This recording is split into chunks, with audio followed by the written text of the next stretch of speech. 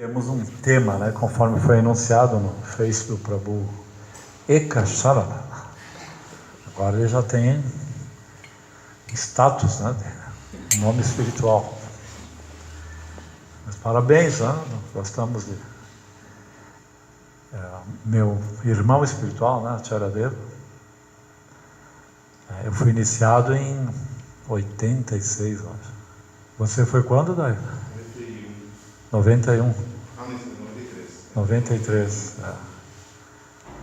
A Charadeva, né? Continua iniciando. É a Yamuna, agora Sri Yamuna. A Yamuna também. Sri Yamuna. Foi reiniciada lá? Que bom, somos irmãos, né? A Irmandade. Charadeva é muito incrível. Então eu escolhi um tema. Eu fui convidado lá em Porto Alegre. Todo ano eu sou convidado para fazer uma palestra na Sociedade Teosófica lá de Porto Alegre. E a última vez foi sobre o tema a importância do mestre espiritual para a autorrealização. É um tema fundamental. Pode deixar aqui, eu seguro na mão. Aí eu achei interessante, né? Usar o mesmo aqui em Caxias, como só o José escutou a aula, então posso. E cada aula sempre ela é diferente. Você pode usar o mesmo tema, mas a abordagem ela sempre é diferente. E eu gosto disso, de dar o mesmo tema e aprofundar, mesmo para mim, porque quem faz a palestra, quem ensina, aprende duas vezes, né, também. Porque esse conhecimento, na verdade, ele é uma revelação. Então, mesmo que alguém esteja palestrando, Krishna vai inspirando dentro do tanto quanto você se rendeu a ele, no sentido de ter lido, refletido, né? Dentro daquilo, Krishna fala a todos eles, na medida que se rendem a mim, eu os recompenso proporcionalmente. Quer dizer, a pessoa que vai palestrar, ele tem que ter uma procura, um interesse, uma entrega, né? Shravan, ele tem que ter escutado. Então, dentro daquilo que você já aprendeu, já escutou, Krishna vai te inspirar. Então, esse tema, o mestre espiritual na vida, no sadhana, na procura pela espiritualidade, pela autorrealização. Essa palavra é a chave, autorrealização. A autorrealização é realizar o que você é em última análise. O que nós somos? Qual é a nossa verdadeira e definitiva identidade? Não somos o corpo. Então, o que somos? Atma. Satchitananda. Então, para realizarmos isso, nós temos uma longa jornada. Existe uma metodologia, existe todo um processo, não é algo assim gratuito, mas é fundamental a assistência e a orientação de um mestre espiritual fidedigno. Então a primeira questão, por que temos que ter um mestre? Por que precisamos de um mestre? Porque nós mesmos, com a reflexão filosófica, com a meditação, não podemos chegar à verdade de uma forma independente, individual, porque necessariamente precisamos de um mestre espiritual. Então, a questão que Prabhupada sempre fala é que ninguém aqui nesse mundo, nenhuma alma condicionada, pode elaborar um sistema perfeito de religião, um sistema filosófico perfeito, com esse propósito de levarmos-nos, orientarmos-nos para a autorrealização. Porque isso deve ser um processo perfeito.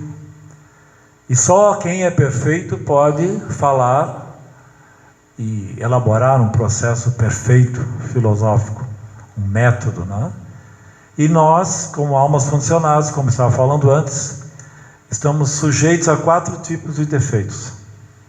Devido a esses defeitos, então não temos essa possibilidade, essa competência de elaborarmos um processo. Então dependemos da revelação de um processo perfeito. E é claro que isso provém de Deus, de Krishna, né? As escrituras sagradas, a figura do Avatar, ela vem como revelação, é um conhecimento transcendental, não é um conhecimento desse mundo, porque ele é voltado para o Espírito, que é transcendental, a nossa relação com Deus, que é transcendental. Esse tema é transcendental e deve ser perfeito, né? A verdade e a perfeição estão sempre juntas. E se alguém sujeito a esses defeitos, que depois vou explicar, tentar, vamos ficar sujeitos à limitação de quem elaborou esse método.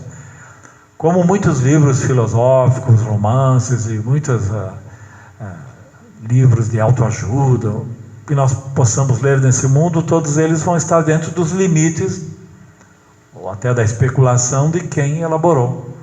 Mas para a autorrealização temos que ter conhecimento perfeito, um método perfeito. Isso já existe desde a criação do universo. Mas, como eu disse, ele deve ser revelado por quem é perfeito. O primeiro defeito que nós podemos compreender de uma alma condicionada, né?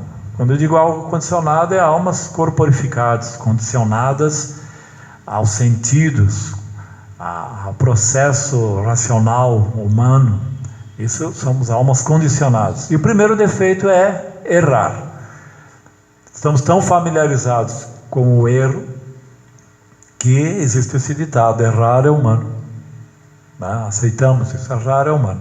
Por mais que alguém tente fazer algo perfeito, mas sempre há a possibilidade de um erro. Então errar é humano. Então, se errar é humano, podemos errar num processo, na criação de um processo filosófico. Também o segundo defeito é: estamos sujeitos à ilusão. Então, do ponto que nós nos encontramos, devido a esse condicionamento, que somos muito condicionados ao corpo, muito próximos ao corpo físico, então há toda a possibilidade de uma identificação com o corpo. Mesmo nós que estamos com um sadhana e um treinamento espiritual, em muitos momentos, na maior parte do tempo, estamos distraídos e nos identificando com o corpo. Essas identificações se referem aos atributos do corpo: masculino, feminino, branco, negro, brasileiro, estrangeiro, a todas as designações: bonito, feio, alto, baixo, kapha, pitta e vata, né? Nós temos muitas características e nós pensamos em nós mesmos segundo essas características: novo, velho, jovem, criança. Então é muito forte essa identificação. Então, se nos identificamos com o corpo, o paradigma, a lógica e a razão vai ser relativa a essa concepção, tá? E também existem as ilusões do mundo físico, né? Ilusões acústicas, ilusão de ótica. Muitas coisas que vemos realmente não são.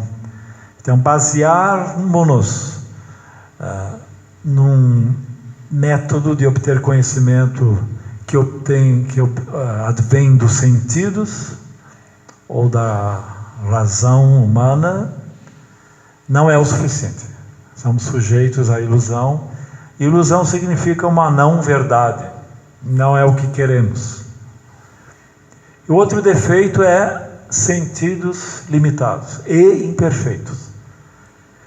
Os nossos sentidos eles têm o alcance daquilo que é necessário para a nossa existência como seres humanos. Então, vemos que outros animais têm os sentidos muito mais aguçados, né? Animais escutam sons que nós não escutamos, podem ver, como os olhos de uma águia, né, de uma distância muito grande, o olfato dos animais, né? Então, e também os sentidos, a visão, por exemplo, é imperfeita. Não podemos ver o que tem atrás do muro. Se apagar a luz aqui, já não podemos ver. Então, usar sentidos num processo empírico para se obter o conhecimento por exemplo, quando olhamos para o sol parece do tamanho de uma moeda, mas isso não é verdade, mas para os olhos é uma verdade. Com a razão podemos entender que devido à distância do Sol, ele parece do tamanho de uma moeda para nós, mas pelos sentidos é o que nós podemos entender. E o último é enganar e ser enganado. Temos a tendência de enganar e sermos enganados. Principalmente quando uma pessoa não é pura, ele tem interesses, o que chamamos de o falso ego. Então, muitas vezes ele usa o conhecimento para enganar, para conseguir certos propósitos. E sempre que você escuta, na minha opinião, no meu ponto de vista, eu acho que... Aí não escute isso. Porque isso tudo é muito subjetivo, é o ponto de vista da pessoa. Porque o conhecimento, você não engana, porque às vezes você não quer enganar, mas você já foi enganado, você ouviu um conhecimento que não é a verdade. Um grande exemplo de enganação é essa afirmação da ciência de que a consciência provém da matéria.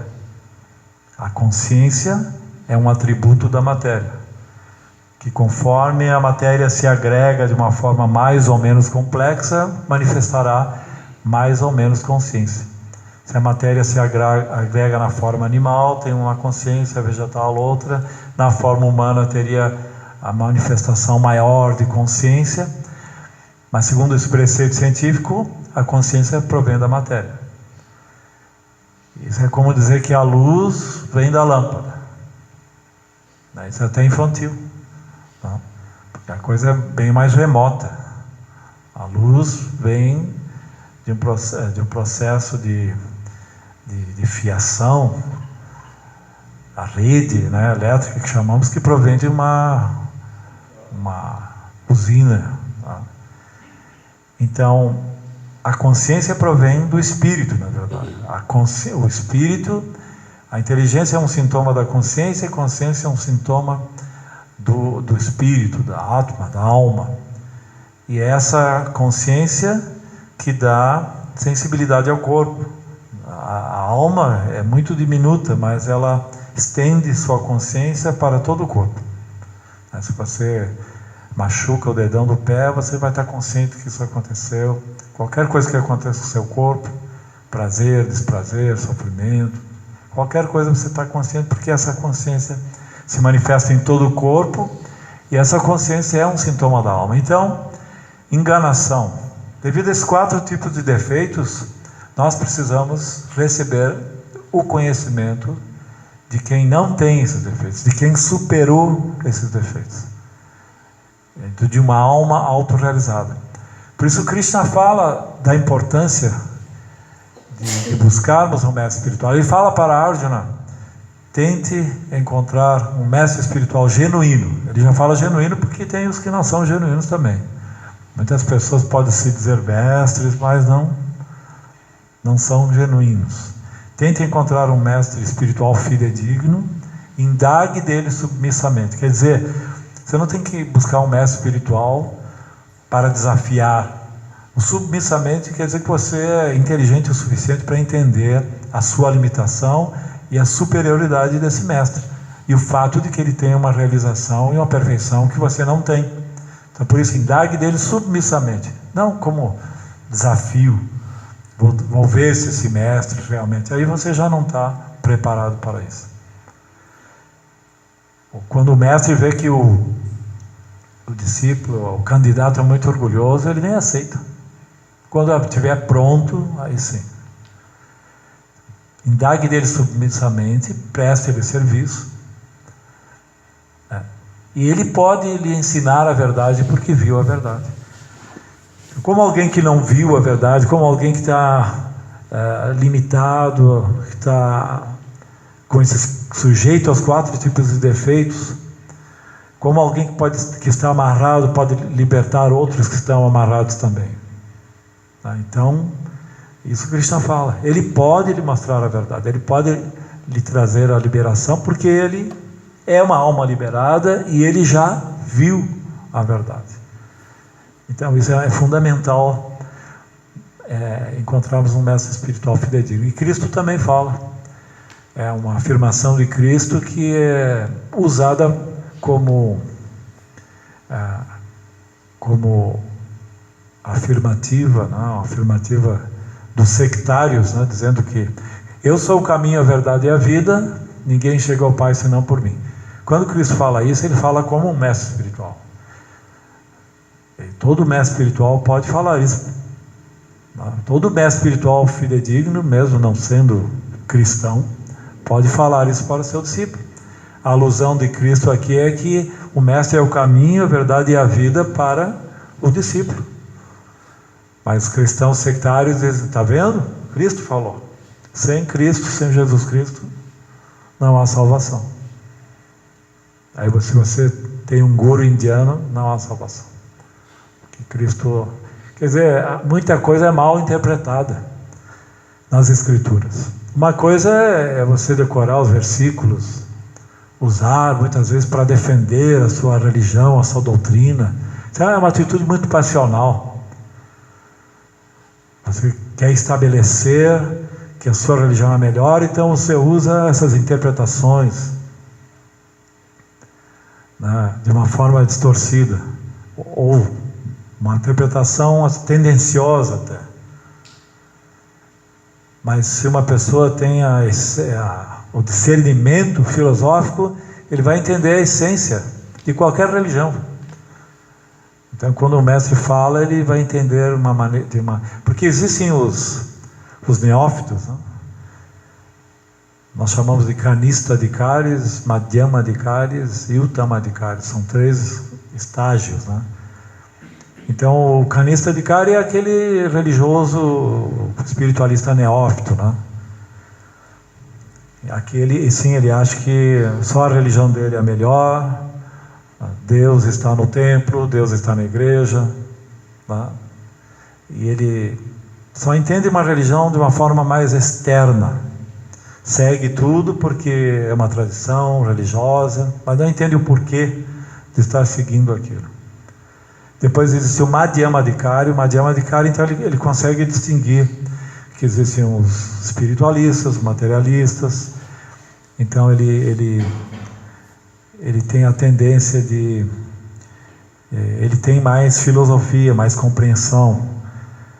Então ele sabe, por exemplo, que Deus está no coração de todas as pessoas, Deus está em toda parte, não está só na igreja, só no templo, só na mesquita.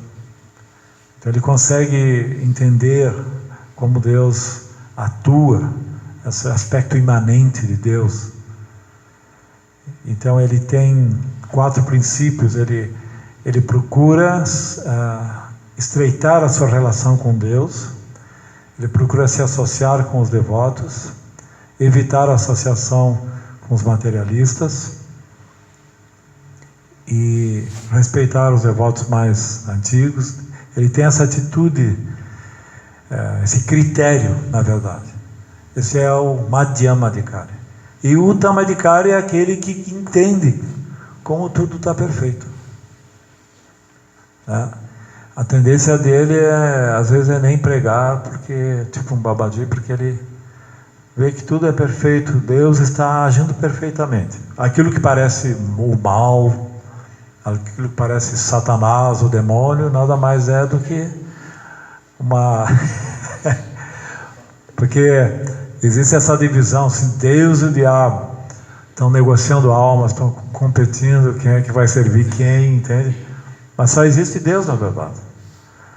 Então, nós temos algumas personalidades, como Maya, é uma divindade que tem a função de nos testar para ver se realmente nós queremos Deus ou queremos a ilusão desse mundo. Então é uma função tanto que ingrata, né? Mas ela é uma devota pura. Poderia ser aquela entidade que tenta afastar você de Deus ou tentar ou iludir, seria um agente do demônio, Satanás. Mas a visão védica não é essa.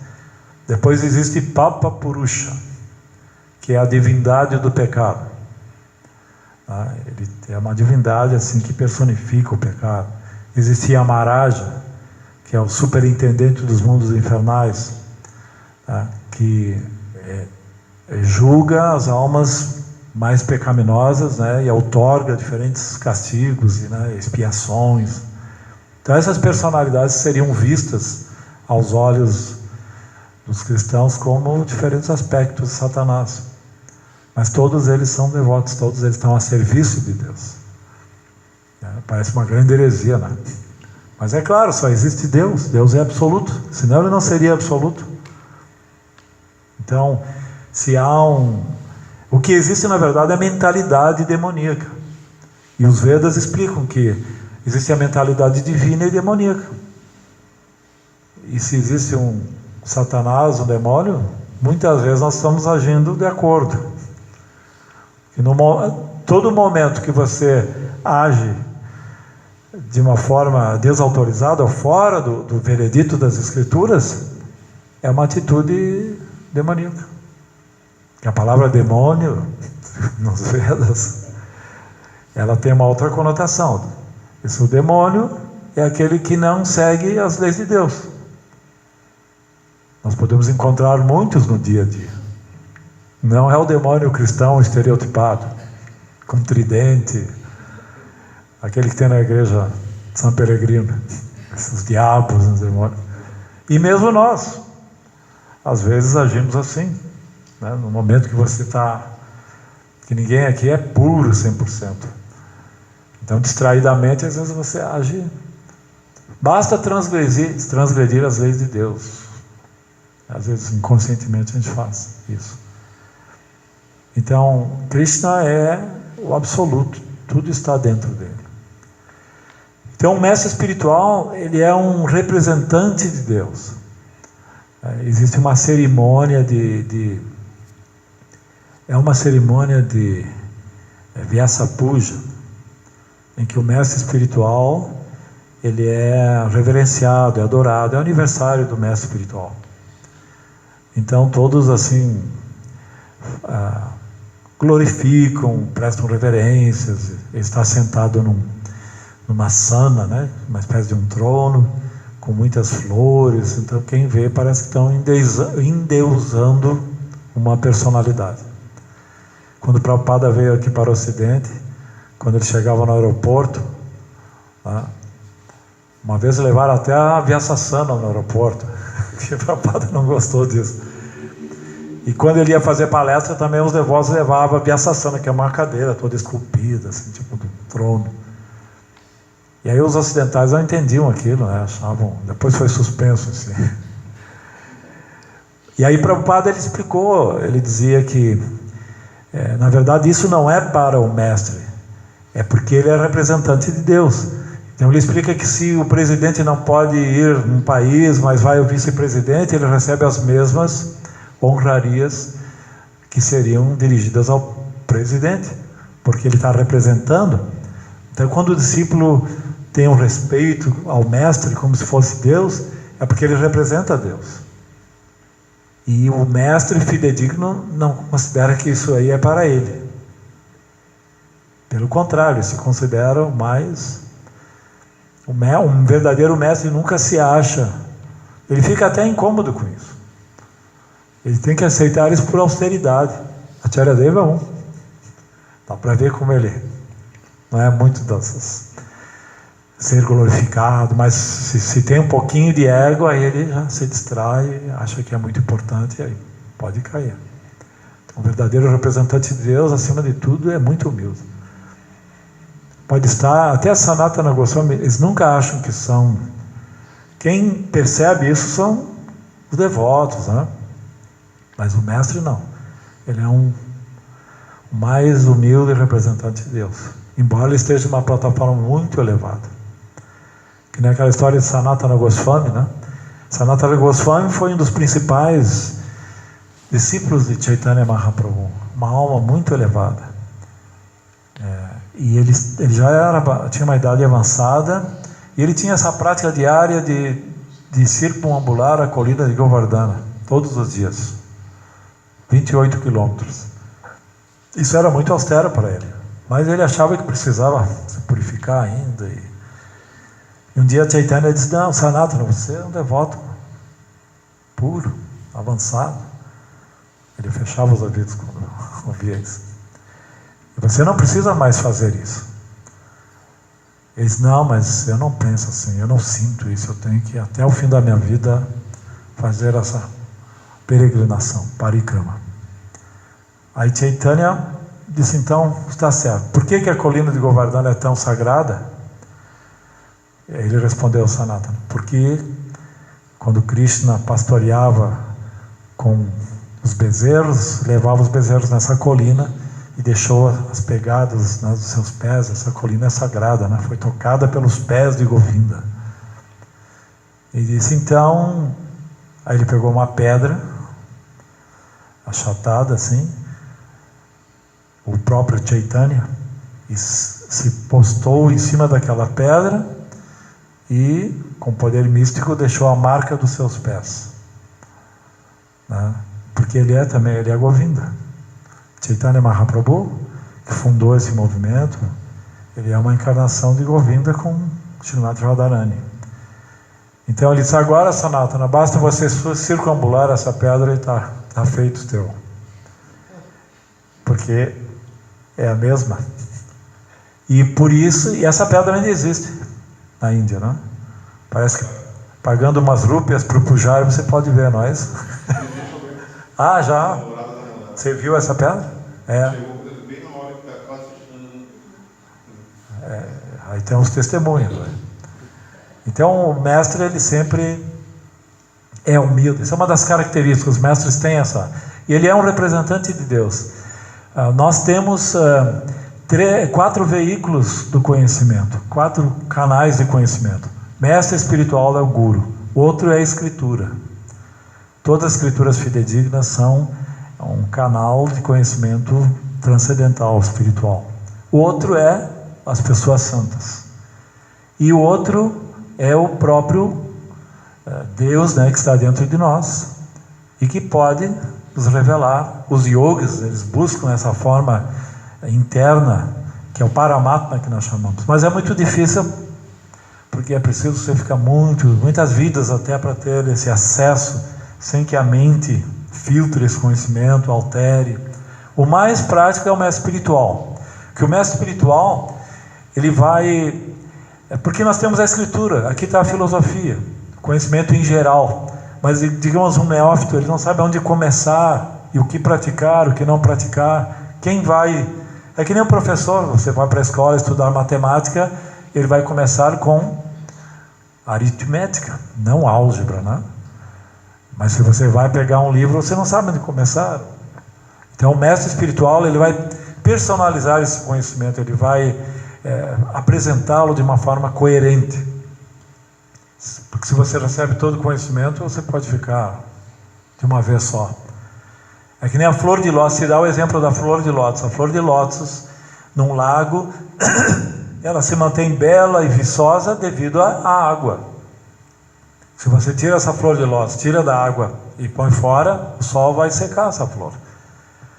Então aqui, à medida que o sol vai evaporando a água da flor de lótus, que existe na sua textura, nos seus tecidos, as raízes vão suprindo. Então o equilíbrio que se forma é que enquanto o sol evapora, a força do sol, né, evapora a água, o lago vai suprindo a água para que a flor se mantenha. Então o mestre espiritual é essa água e o sol é o conhecimento, nessa analogia, nessa alegoria. Então na epistemologia védica, que são os métodos para se obter conhecimento, nós temos concomitantemente esses 4 recursos que devem acontecer. Então, epistemologia é a ciência, a parte da filosofia que estuda o método pelo qual vamos obter o conhecimento. Seja o método empírico, através dos sentidos, seja o método racional, através da razão, da inteligência. E nós temos o método da revelação. Então, no processo empírico, porque nós temos os 4 processos, o empírico, o racional e a revelação. Então, quem é que nos dá assistência no processo empírico desses 4 que eu apresentei? Sentidos? Não, quem é desses 4 canais, dessas 4, digamos, personalidades? Quem é que nos dá assistência na prática?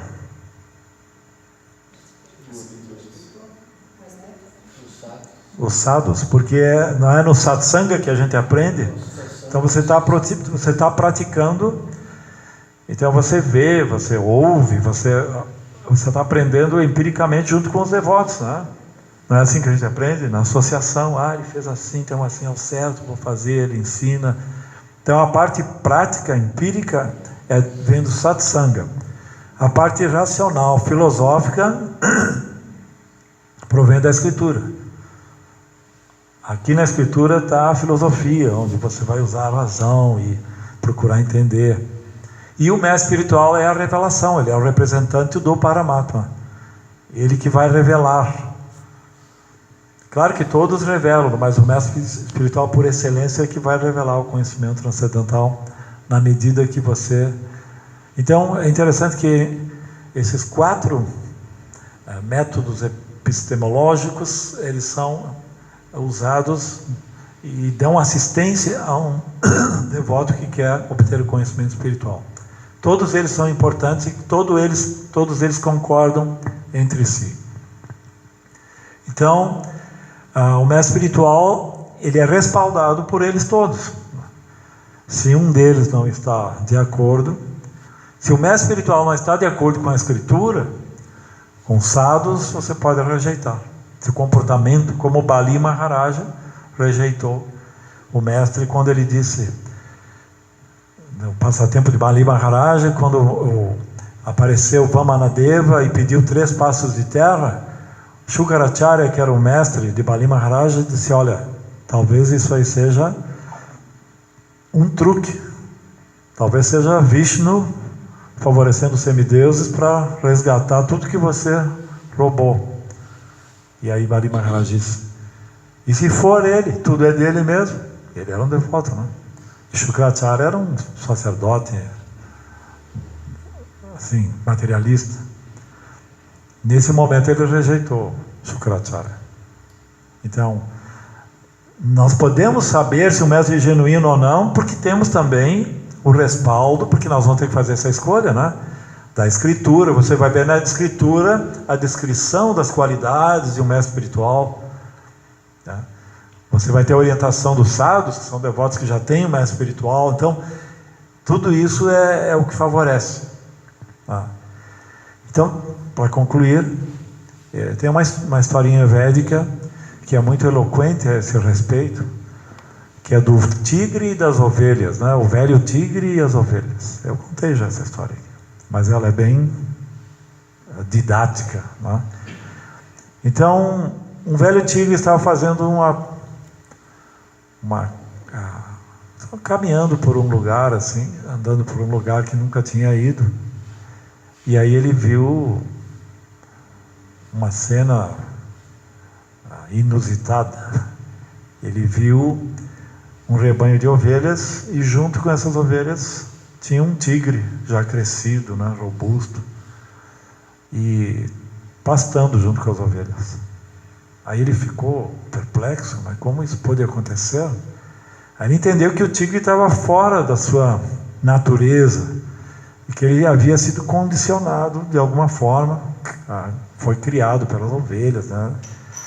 Porque eles não, um tigre conviver com ovelhas não. Aí ele tentou ajudar.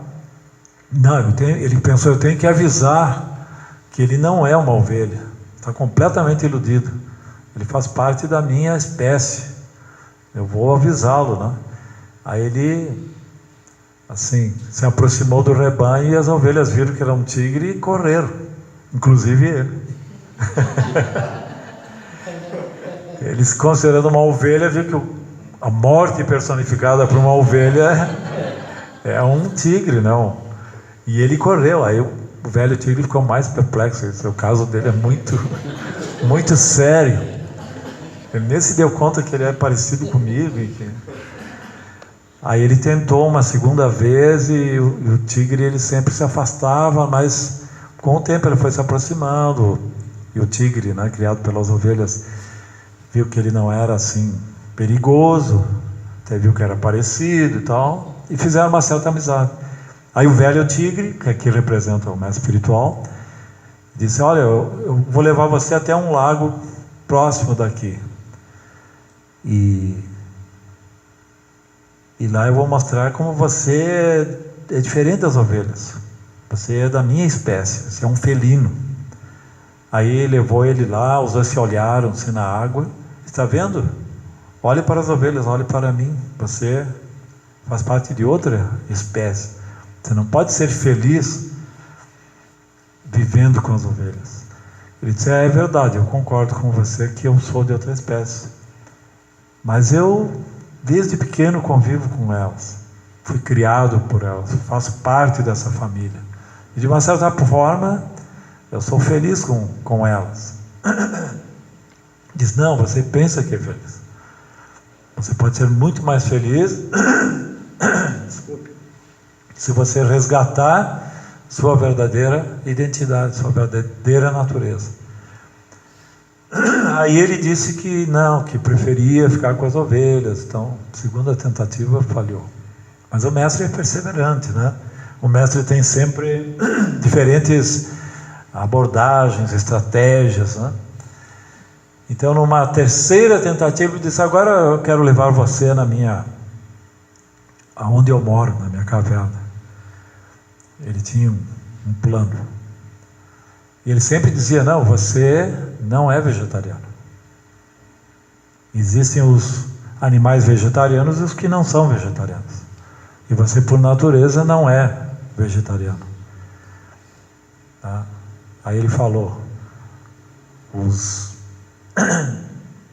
as ovelhas, né, os bovinos, todos são vegetarianos. Os felinos e os humanos também. Aliás, os humanos, né, e muitos animais são vegetarianos. Quer dizer, o humano na verdade é onívoro, mas os humanos que são espiritualistas são vegetarianos. Mas você não é vegetariano. Então ele levou até a caverna, e lá na caverna tinha uma carcaça assim, que ele tinha caçado, né? E disse: experimente isso. Aí ele: não, eu sou vegetariano, não vou comer isso. Não, mas faça essa experiência. Isso vai comprovar que você não é vegetariano. Você é. Os vegetarianos ortodoxos não gostam dessa. Mas tigre é tigre, né? Então ele provou. Aí quando ele provou, sentiu o sabor assim do sangue, da carne. Ele recobrou a sua natureza, né? E rugiu assim de uma forma. Ele teve um insight, né? E resgatou a sua natureza. E não voltou mais para o rebanho de ovelhas, mas também nunca comeu ovelhas, nunca atacou ovelhas. Sempre teve muito respeito pelas ovelhas. Então essa história é muito interessante. O mestre espiritual vai fazer você experimentar o gosto superior da vida espiritual. Vai fazer você ensinar a você a recobrar a sua verdadeira identidade. Porque nós estamos num mundo que não é o nosso mundo verdadeiro, num corpo material que não é o nosso corpo definitivo. E essa é a causa da nossa eterna frustração.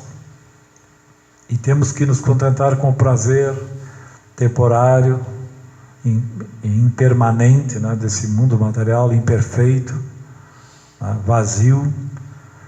E quem vai nos mostrar a verdadeira condição do eu é o mestre espiritual. Por isso é muito importante termos o mestre espiritual. Né? Você recebe um nome, por isso que a gente recebe um outro nome. Né? Que existe o pai, né? Que dá o pai, podemos dizer, genético, né? O pai biológico, isso. O pai biológico e o pai espiritual. Então a pessoa nasce e de novo recebe um nome espiritual. Então, Jai, todas as glórias, a Srila Prabhupada. Se alguém tiver alguma pergunta, alguma colocação, estejam à vontade. Eu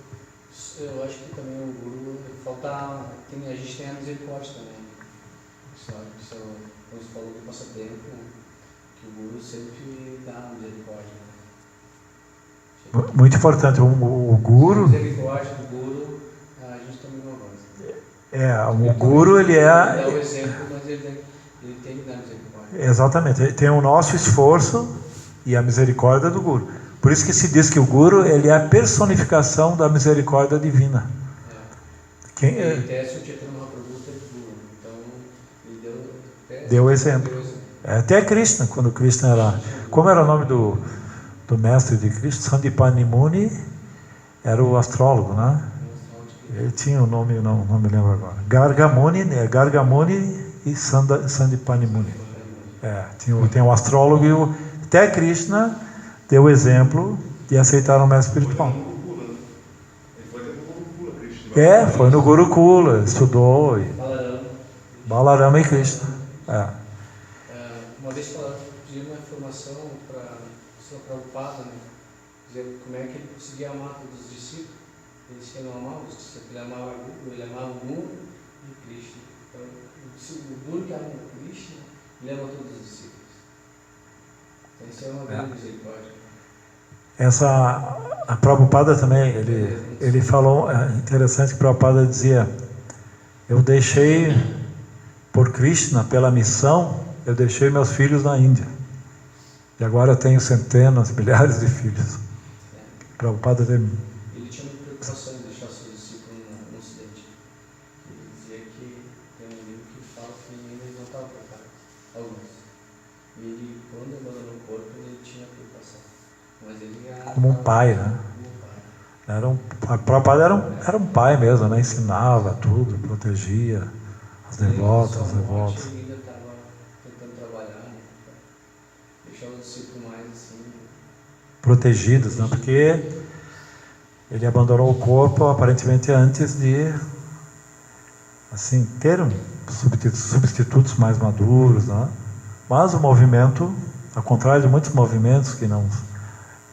Nos anos 70 tiveram muitos movimentos assim, religiosos, seitas. Mas o movimento Hare Krishna, ele permanece, passou por muitos estágios, mas permanece. Porque é um movimento autêntico, né? É um movimento que faz parte do Parampara. Isso é uma coisa importante, que o mestre espiritual, ele vem de uma linhagem de mestres e discípulos desde Krishna. E esses mestres vão sempre adaptando o conhecimento de acordo com o tempo, lugar e circunstância, como o Prabhupada, que é um fundador acharya, né, que veio para o Ocidente e adaptou esse conhecimento sem alterar a sua essência à cultura ocidental. Então isso é muito importante, essa corrente que vem desde Krishna, mestres e discípulos. E quando alguém é um representante dessa sucessão discipular, ele tem a força dessa sucessão. Então as coisas permanecem e acontecem. Alguma pergunta? Meu perguntador oficial, claro. Que eu acho que a pergunta iria no sentido de que a pessoa, quando vira um mestre espiritual, ela também não deixa de ser humana, né? E como lidar com esse lado que ainda é humano, mas que também é um representante de Deus. É muito interessante isso, porque tem pessoas que mistificam lá em Deus o mestre espiritual, mas ele também é um ser humano, tá? E até, por exemplo, eu estou falando o conhecimento védico e eu estou cheio de imperfeições, não sou um guru, então por que eu posso estar falando desse conhecimento? Prabhupada dizia que se o que você falar é de acordo com o mestre autorizado, de acordo com a escritura, você não muda nada, mesmo você sendo imperfeito, no momento que você está fazendo a oratória, você está sendo perfeito. E é isso que vale. Tá? Por exemplo, quem transmitiu esse conhecimento para mim pela primeira vez, que foi, digamos, meu Shiksha, nem está mais no movimento, não sei onde ele... Mas o que ele me transmitiu foi autorizado, foi perfeito. E acontece isso, até gurus caem. Tá?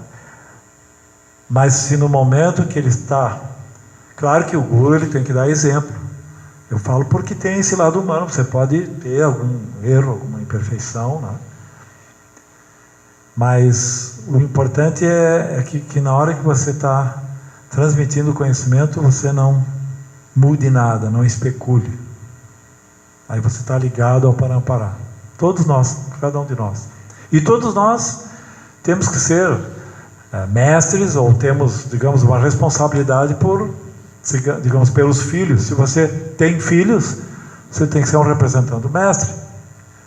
Se você tem funcionários, empregados, se você é um professor, se você é mãe, sempre que você tem alguém que depende de você, ou que possa seguir o seu exemplo, você tem o dever, a obrigação de ter uma atitude exemplar e ser representante do mestre. Então todos nós temos que ter essa responsabilidade, esse dever. Então a gente não deve assim mistificar, endeusar, mas temos que ter o respeito como representante de Deus. Prabhupada nunca quis, porque tem linhas que consideram que o Guru é Deus, que todos nós somos Deus, mas Prabhupada nunca aceitou isso. Eu sou servo do céu, dasa, servo do servo do servo do Senhor. É assim que temos que ver. Mais alguma pergunta, uma colocação?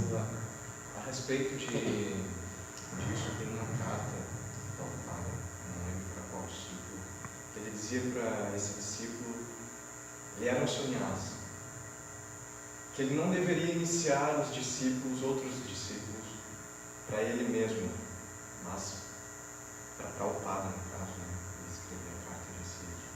O que pode ser dito a respeito disso, dos mestres espirituais contemporâneos que são iniciadores, eles iniciam para eles mesmos ou para Prabhupada? Eles são discípulos de Prabhupada, né? O Prabhupada, ele iniciava porque era o desejo de Bhaktisiddhanta. Então, nesse sentido, mas ele também tem a sua identidade. São as duas coisas. Ele tem a sua identidade, ele é um guru, tem a sua personalidade, mas ele também tem uma unidade com o Prabhupada. Ele é um discípulo de Prabhupada, um representante. Ele está iniciando para Prabhupada, mas se considera que ele também tem a sua característica, a sua identidade, seu dever até de adaptar esse conhecimento dentro de tempo, lugar e circunstância, porque Prabhupada, ele falava, eu vim construir só a estrutura, né, da arquitetura, só a estrutura, vocês vão fazer o resto. E esse fazer o resto quer dizer que o movimento continua, os tempos estão mudando, né? E nós, conservando fielmente o conhecimento, temos que também ter a flexibilidade, inteligência para adaptar, né? Isso é importante, por isso que ele está iniciando para Prabhupada, mas ele também está vivendo um momento que Prabhupada não viveu até. Agora tem outra situação, então ele tem que ter a sua criatividade, a sua inteligência pessoal, individual, mas é para Prabhupada, é claro, é para Krishna, é para o Parampara, em essência que ele está fazendo isso. Até tem uma divergência sobre isso, né? Existe toda uma... Mas o que eu entendo é isso. É claro que nunca vai ser para ele, nunca ele vai se ver independente, nunca. Ele vai entender o propósito, a mente do seu guru, o desejo do seu guru. Mas ele também é uma individualidade, também é uma personalidade. Mas tudo dentro do propósito, da missão. Unidade na diversidade.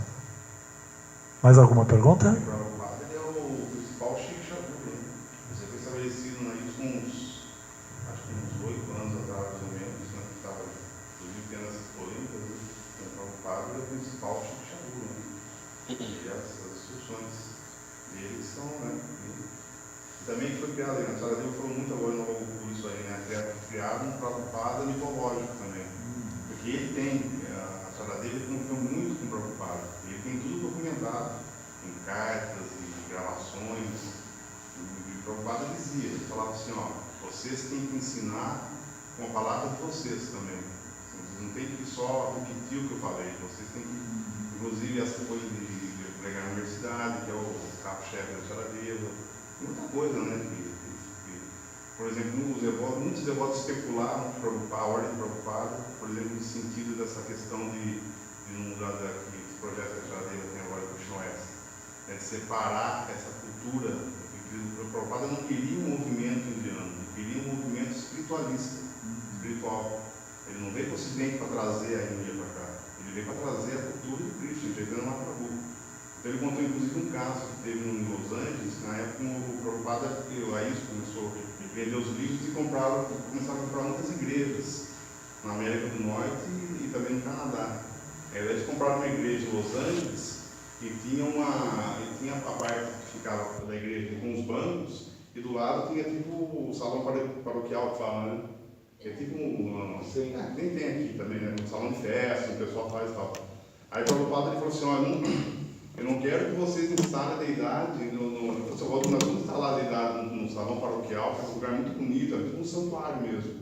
Mas os encontros, a festa de domingo, nós vamos fazer onde tem os bancos, porque eu quero que as pessoas venham, os americanos venham sempre nos bancos, porque eu quero que eles se sintam o mais possível familiarizados com a cultura deles, do que colocar coisas no chão para sentar no chão. Aí o programa, então, as deidades ficaram no santuário, e o programa era na hora da aula, as pessoas iam lá e sentavam nos bancos. Mas aí o Prabhupada foi viajar, que ele viajou 14 vezes pelo mundo, né? Aí especularam, fizeram o quê? Um GBC, que depois até falou, disseram que teve uma morte até trágica. Foi lá, especulou a ordem Prabhupada, tirou todos os bancos e colocou a deidade lá onde o Prabhupada falou que não era para colocar. Por isso é importante entender. Então, muito cuidado com essa questão, que falar, coisa, né? Tem que ver o que é documentado e o que não é. Sim, exatamente. Foi registrado em cartas e vídeos. É claro, o Prabhupada é um fundador acharya, ele fez tantas adaptações, porque isso não haveria de continuar e aperfeiçoar-se com o passar do tempo. E depois a Krishna é universal. Aquilo que da cultura indiana é bom e deve existir, na verdade, não um antirradicalismo assim, né? Um anticonservadorismo. Tem pessoas que gostam de vestir as roupas, né? Minha esposa gosta muito de vestir saia, eu às vezes gosto de vestir dote, às vezes não. Tem o outro lado também, quanto a questão. Exatamente. Como era no começo, eu acho. Eu acho que tem. Também não pode ter o outro lado, do outro lado também. Né? Claro, então. Porque a pessoa gosta de vestir e tal, você também, não sei o que, você é indiano. Tu é conservador, não. A pessoa deve estar livre. O importante é que seja uma roupa casta, só. Existem roupas castas ocidentais e as indianas, por excelência, são. Tá? Então o devoto tem que se sentir à vontade. Porque antigamente existia uma espécie de cobrança que chegava em um determinado momento como um sinal de avanço, que você já tinha que morar no templo era a perfeição. Tá? Mas usar dote, raspar a cabeça, entende? Isso já era um sinal de que você estava avançando. E existe uma discriminação. Também coloca essa questão de que, assim como a gente foi apresentado como Krishna, né, e só se beneficia, e quanto a gente pode, de repente, ajudar mais as pessoas se elas nos enxergarem como semelhantes, né, na questão da divulgação, né? Por isso que ele coloca também essa questão da roupa, né? Claro, não é obrigada a botar dote nem proibido, mas de que essa coisa das pessoas se identificarem por semelhança, que o ser humano gosta muito, pode favorecer que mais pessoas se sintam atraídas a conhecer Krishna. Nesse aspecto, a nossa colaboração, e de repente não só o lado pessoal, se eu gosto ou não gosto, mas se eu posso ajudar outras pessoas a conhecerem Krishna. Então, acho que esse é um aspecto assim, que traz bem